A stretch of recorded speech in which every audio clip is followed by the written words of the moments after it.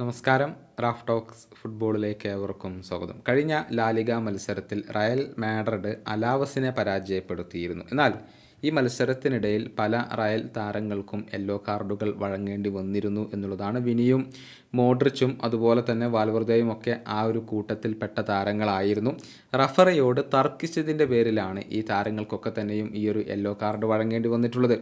ലാലിഗയിലെ പുതിയ നിയമപ്രകാരം ക്യാപ്റ്റന് മാത്രമാണ് റഫറിയോട് സംസാരിക്കാനുള്ള ഒരു അധികാരമുള്ളത്. ബാക്കി ആർക്കും തന്നെ വാദിക്കാനോ അതല്ലെങ്കിൽ പ്രതിഷേധം പ്രകടിപ്പിക്കാനോ ഉള്ള അധികാരമില്ല, അവകാശമില്ല. അങ്ങനെ സംഭവിച്ചു കഴിഞ്ഞാൽ യെല്ലോ കാർഡ് നൽകാനുള്ള ഒരു ഓപ്ഷൻ അവിടെ റഫറിമാർക്കുണ്ട് എന്നുള്ളതാണ്. ഇത് റയൽ മാഡ്രിഡിൻ്റെ പരിശീലകനായ കാർലോ ആഞ്ചലോട്ടിയെ വളരെയധികം ആശങ്കപ്പെടുത്തുന്ന ഒരു കാര്യമാണ്. അനാവശ്യമായി യെല്ലോ കാർഡുകൾ വഴങ്ങുന്നത് ഒഴിവാക്കാൻ തന്നെയാണ് അദ്ദേഹത്തിൻ്റെ ഒരു തീരുമാനം.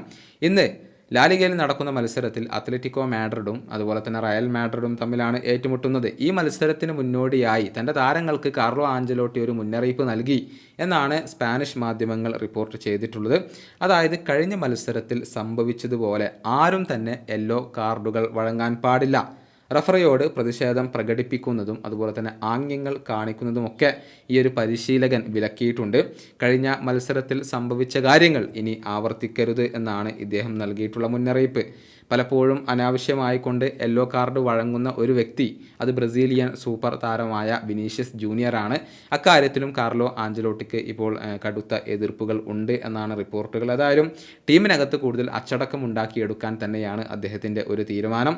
ഇന്ന് രാത്രി ഇന്ത്യൻ സമയം 12:30 മാഡ്രിഡ് ഡെർബി അരങ്ങേറുക.